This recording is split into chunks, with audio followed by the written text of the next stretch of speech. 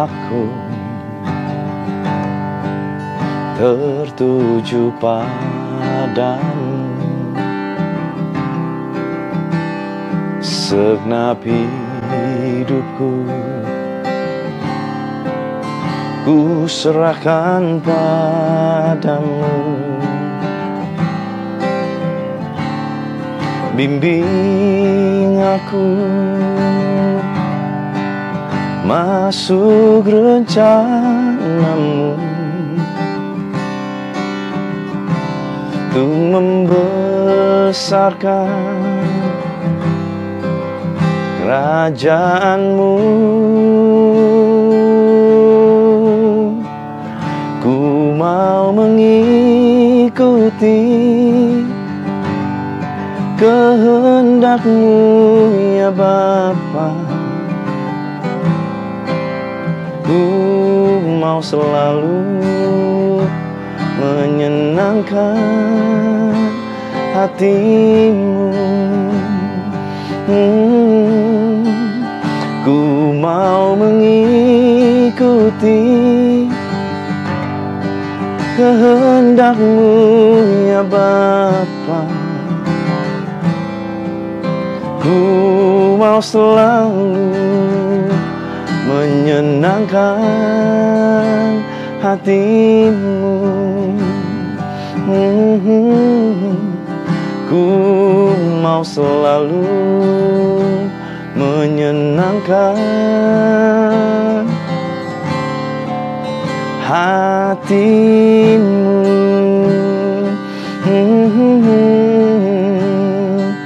Oh,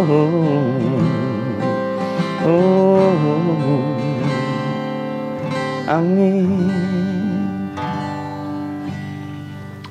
Shalom saudara semua. Hari-hari ini kita sedang dalam keadaan mungkin menanti kapan ya Tuhan akan tolong, menanti kapan ya Tuhan jawaban akan datang atas setiap pergumulan kita. Dan mungkin kita sedang menunggu mujizat. Firman Tuhan mengajarkan dalam terjemahan The Message dikatakan, is it not success we are after in such time? Bukanlah sukses yang harusnya kita kejar hari-hari ini, tetapi survivor. Bagaimana kita bisa survive, menjadi orang-orang yang bertahan di dalam setiap goncangan. Nah saudara, satu kali bangsa Israel mengalami masa-masa di mana mereka harus belajar bertahan. Dan tiba-tiba Tuhan mengajarkan mereka tentang mujizat yang mendewasakan hidup mereka. Satu mujizat yang berbeda, mujizat yang kalau saya bilang adalah mendewasakan kehidupan orang-orang Israel pada saat itu. Dan kalau kita lihat kisahnya, baru saja mereka keluar dari tanah Mesir, mereka mengalami mujizat yang luar biasa, yaitu Laut Teberau dibelah Tuhan, dan mereka boleh lewat di tanah yang kering, dan mujizat yang sangat fenomenal pada saat itu. Nah, tetapi setelah kejadian itu, ternyata bukan mujizat yang mereka alami di hari-hari berikutnya, tetapi mereka mengalami yang namanya padang gurun. Padang gurun juga bisa bicara mengenai proses, saudara, di dalam kehidupan kita hari-hari ini. Dan padang gurun yang mereka alami waktu itu, di mana mereka mengalami tidak ada air. Air adalah satu lambang sebagai sumber kehidupan. Sebab tubuh kita pun terdiri dari sebagian besar adalah air. Air melambangkan sumber kehidupan pada saat itu buat orang-orang Israel. Apalagi waktu mereka berjalan di padang gurun.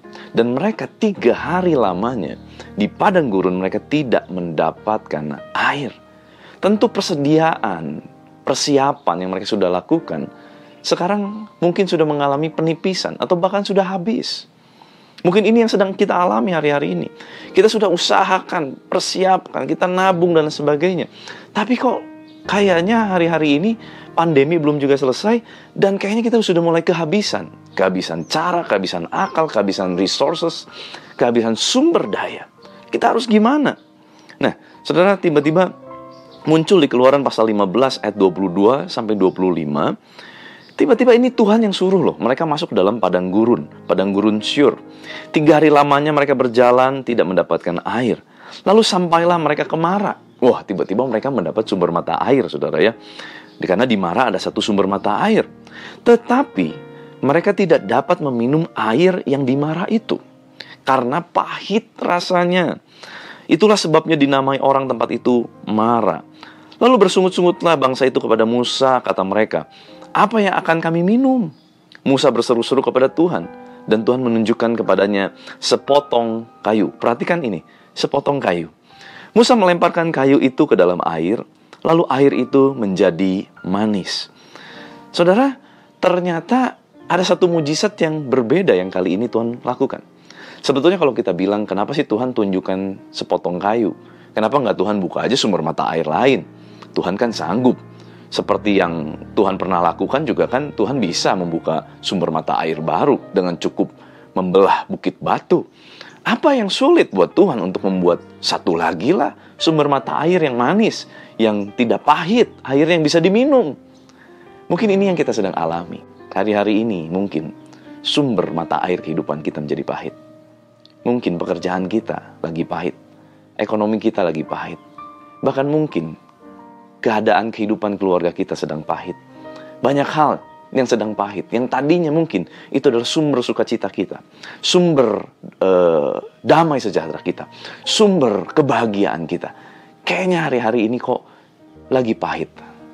Nah, tiba-tiba Tuhan mengajarkan kita hari ini, Tuhan tidak buka sumber mata air baru, tetapi Tuhan menunjukkan kepada Musa adalah sepotong kayu. Saudara, kata kayu diambil dari kata atsa, punya arti adalah menutup, mengencangkan. Menutup, mengencangkan. Ilustrasinya seperti seorang yang sedang mengencangkan ikat pinggangnya. Mungkin hari-hari ini Tuhan sedang mengajarkan kita untuk belajar mencukupkan dengan yang ada. Mungkin kita nggak bisa beli barang-barang yang kita mau seperti dulu.